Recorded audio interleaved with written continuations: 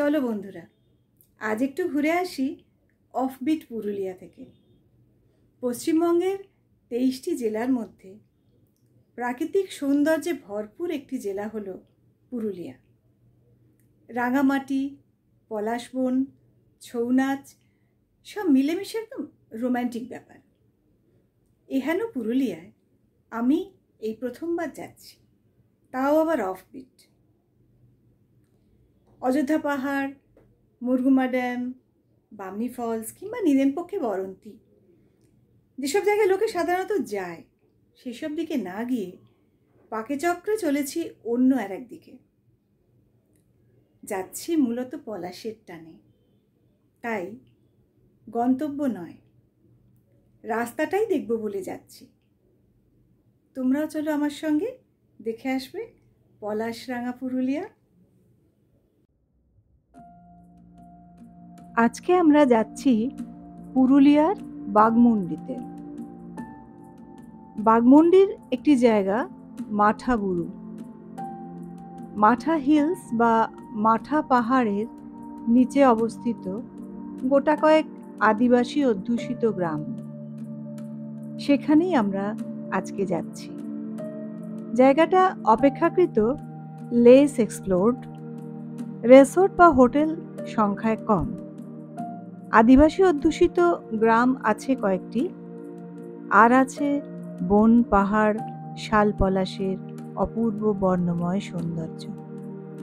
চোখ অপলক তাকিয়ে থাকতে চায়।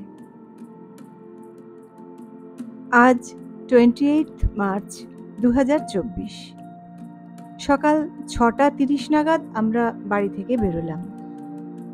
সেকেন্ড হুগলি ব্রিজ দিয়ে ডানকুনিতে পৌঁছলাম। তারপর আরামবাগের রাস্তা ধরলাম। ডানকুনি আর আরামবাগ দুটোই হুগলি ডিস্ট্রিক্টের মধ্যে পড়ে। চোখ খোলা রাখলেই বোঝা যায় এই জেলার বৈশিষ্ট্যগুলি। কোথাও কলা গাছ, কোথাও বাঁশঝাড়, তারপর সবুজ কৃষিজমি, একটা সুজলা সুফলা শস্য শ্যামলা ভাব প্রকৃতিতে। আমরা কলকাতা থেকে আসছি, তাই এই সবুজের সমারোহ এক মনে বেশ দেখতে দেখতে যাচ্ছিলাম।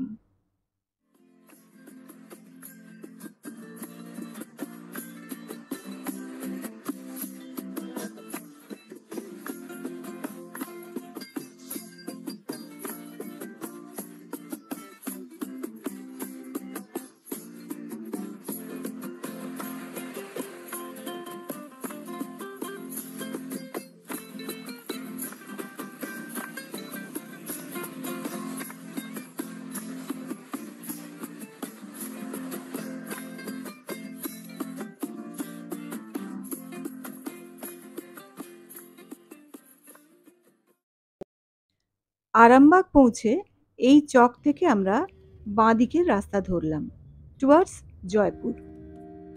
জয়পুরের আগে পড়ল কতুলপুর। আমরা কতুলপুর হয়ে বাঁকুড়ায় ঢুকলাম। কিছু দূর গিয়ে আমাদের প্রথম ব্রেক নিলাম জয়পুর ফরেস্টের বনলতা রেসর্টে। বাঘাযতীন থেকে বনলতা পৌঁছতে আমাদের মোটামুটি 2.5-3 ঘন্টার মতো সময় লেগেছিল। বনলতায় নেমে চারপাশটা আগে ভালো করে ঘুরে দেখে নিলাম। বনলতায় এর আগেও আমরা এসেছি, ডে আউটিংয়ের জন্য এসেছি, যদিও আমরা এখানে রাত্রিবেলা থাকিনি কখনো। তবুও এটা জায়গাটাই এত সুন্দর, বারবারও দেখতে বেশ ভালোই লাগে। সামনে একটা রেস্তোরাঁ আছে এখানে, আর তারপরে ভেতরে এদের ফার্ম হাউস আছে, আর এদের গার্ডেনও আছে খুব সুন্দর। সেখানে চাষবাসও খুব ভালো হয়। এদের খাওয়া দাওয়াও ওই জন্য খুব ভালো। যারা এখানে থাকেন তারা যে ফুড এখান থেকে নিলে যেটা পাবেন সেটাও খুব সুন্দর। এটা হচ্ছে সামনের রেস্তোরাঁটা, যেখানে আমরা আমাদের ব্রেকফাস্ট করলাম। ঠিক এর সামনেই এই যে সবজিগুলো বিক্রি হচ্ছে, সব অর্গানিক, সব এদেরই বাগানে তৈরি। পুরি সবজি আর চা খেয়ে আমরা এখান থেকে বেরোলাম। খুব সুন্দর পুরি সবজি ছিল, ঘুগনি মতো একটা ছিল, তার সঙ্গে পুরিগুলোও খুব সুন্দর ছিল। খেয়ে দিয়ে এখান থেকে আবার আমরা রওনা হয়ে পড়লাম। জয়পুর রিসর্ট থেকে বেরোনোর পরেই দুপাশে জঙ্গল শুরু হয়ে গেল, একদম জঙ্গলমহলের রাস্তা। দুপাশে বড় বড় সবুজ গাছ, সারি সারি সবুজ গাছ, তার মাঝখান দিয়ে সোজা চকচকে পিচ ঢালা রাস্তা সোজা চলে গেছে। এর কেমন তাকিয়ে থাকতে থাকতে না কেমন একটা যেন হিপনোটিক এফেক্ট তৈরি হয়, চোখ আর সরানো যায় না। গাড়িও চলেছে, চোখও সঙ্গে সঙ্গে এই সবুজ গাছপালা, বন ফলো করে করে যাচ্ছে। এই রাস্তা দিয়ে কিছুটা এগোনোর পরেই বাঁদিকে একটা রাস্তা নেমে গেছে। যদিও আজকে আমরা সেই রাস্তায় যাব না, কারণ আজকে আমরা সোজা যাচ্ছি পুরুলিয়ার দিকে। কিন্তু ওই বাঁদিকের যে রাস্তাটা নেমে গেছে ওটা দিয়ে একটু এগোলেই একটা পরিত্যক্ত ব্রিটিশ এয়ারোড্রোম আছে। অনেক আগে এখানে নাকি ছোটোখাটো যেগুলো ব্রিটিশ এয়ারক্রাফট সেগুলো এখানে নামতো। অনেকেই যারা জয়পুরে বেড়াতে আসেন তারা ওই জায়গাটাতে একবার ঘুরে যান, দেখতে বেশ মজা লাগে। আর তাছাড়া অনেক সময় এখানে হাতিও চোখে পড়ে যায়।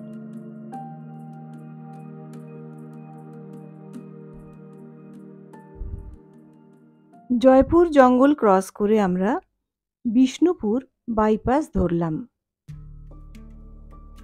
এখানে রাস্তাটা দুটো ভাগ হয়ে গেছে। বাঁদিকে যে রাস্তাটা সেটা হচ্ছে বিষ্ণুপুর প্রপার যাওয়ার রাস্তা, মানে বিষ্ণুপুর শহরের দিকে। আমরা ডান দিকে চলে গেলাম, বিষ্ণুপুর বাইপাসটা ধরলাম।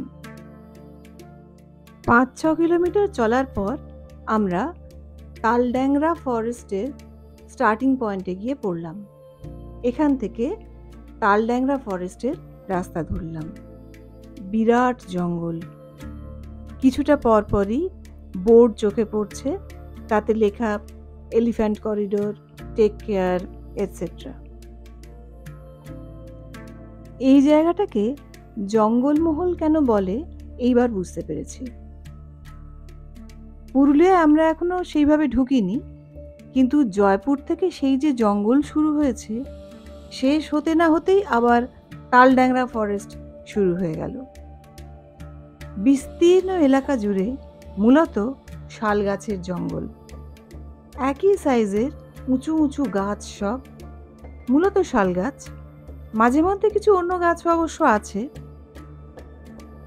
আর দুপুরবেলা এখন 12:30-1টা হবে, সূর্যের আলো গাছের ফাঁক দিয়ে বনের মধ্যে পড়েছে, সেটাও দেখতে দেখতে যেতে যে কি ভালো লাগছিল, ভীষণ ভালো লাগছিল। তালড্যাংরা ফরেস্টের লম্বা স্ট্রেচটাকে পেরোতেই প্রথমে এলো শিবডাঙ্গা, তারপরে এলো গোবিন্দপুর। গোবিন্দপুর মোড় থেকে পুরো বাঁদিকে ইউটার্ন নিয়ে আমরা হাতিরামপুর হয়ে সামনের দিকে এগিয়ে চললাম। ততক্ষণে আমরা পলাশের রাজ্যে ঢুকে পড়েছি। প্রথমে রাস্তার দুপাশে একটা একটা করে 2-3টে করে গাছ লাল পলাশে ঢাকা হয়ে আছে পুরো। চোখের সামনে যেন সামনের দৃশ্যপটটা একেবারে রঙিন হয়ে উঠল।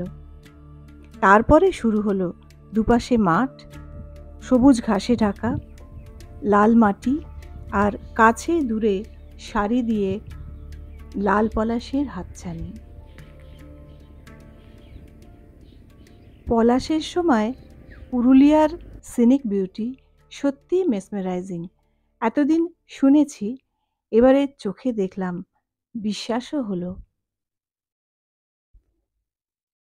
আমার এবারের গল্পটা মূলত রোড ট্রিপের, কলকাতা টু পুরুলিয়া। পুরুলিয়ার বাগমুন্ডির একটা ছোট গ্রাম মাঠাবুরু। হ্যাঁ, কিছুটা অফবিট তো বটেই। যত এগোতে লাগলাম ল্যান্ডস্কেপে ফুটে উঠতে লাগলো পাহাড়ের রেখাচিত্র। বনপলাশের সৌন্দর্যের ছড়াছড়ি তো আছেই, আরও আছে মাঝে মাঝে ভেসে আসা পাখির কলতান, চোখের পলক ফেলা দেয়। প্রচণ্ড গরম আর রোদ্দুর না হলে ওই মাঠে নেমে কিছুক্ষণ হাত ছড়িয়ে ঘুরপাক খেয়ে নিতাম।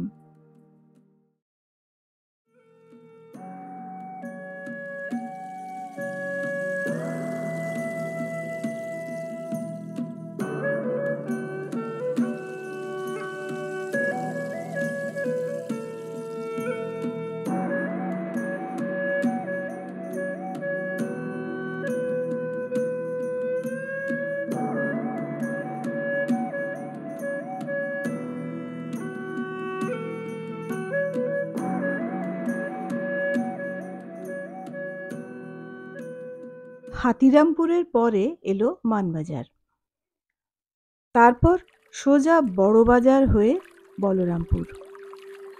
মানবাজার ক্রস করার সময় কুমারী নদীর ওপর দুয়ারসিনী ব্রিজ পড়ে।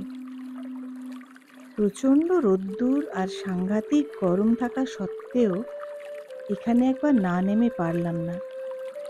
সরু নদী বয়ে যাচ্ছে, কাছে দূরে পলাশ বন, একদম ভার্জিন ন্যাচারাল বিউটি, ইররেজিস্টিবল। চুপচাপ পাশে নেমে খানিকক্ষণ দাঁড়িয়ে রইলাম।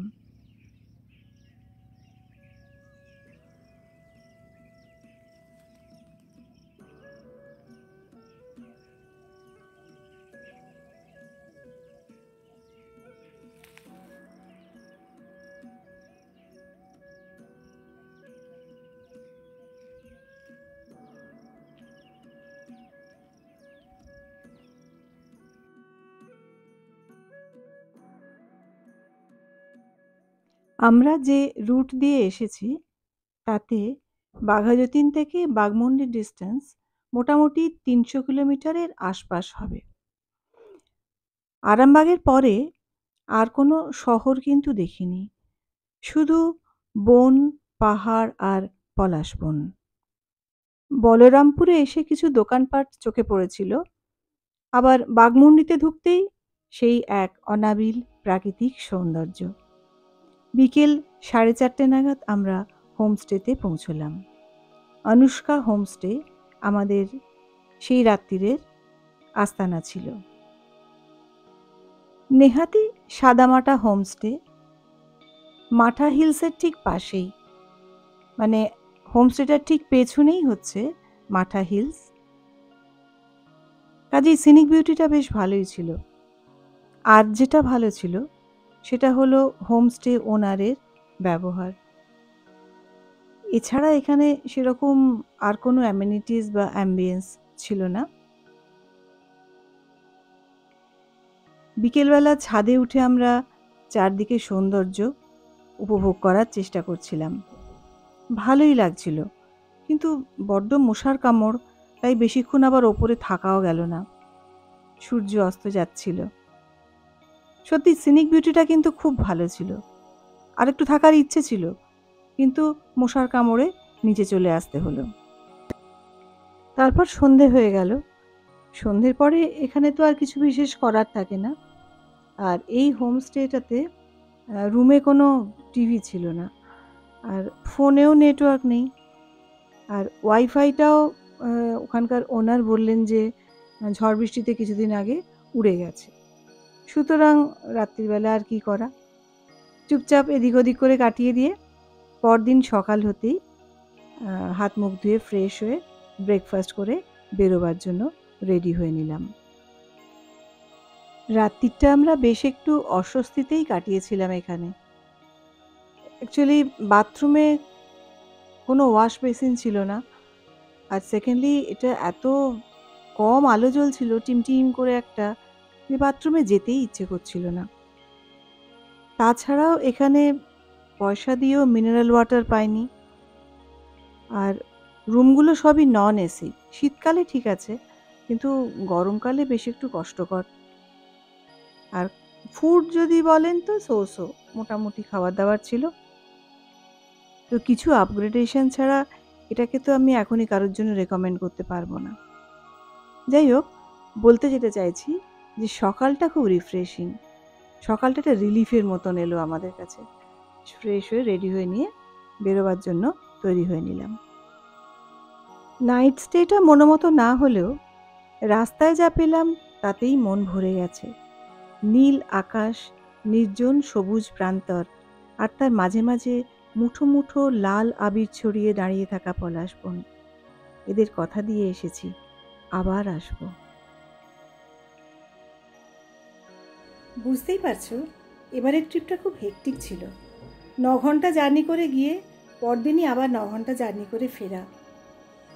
তবু তারই মধ্যে যেটুকু ভালো লাগা সঞ্চয় করতে পেরেছিলাম, চেষ্টা করলাম সেটুকুই তোমাদের সঙ্গে শেয়ার করতে। যদি একটুও ভালো লাগে অবশ্যই একটা লাইক, শেয়ার আর সাবস্ক্রাইব করো। ভালো থেকো সবাই, দেখা হচ্ছে নেক্সট ব্লগে।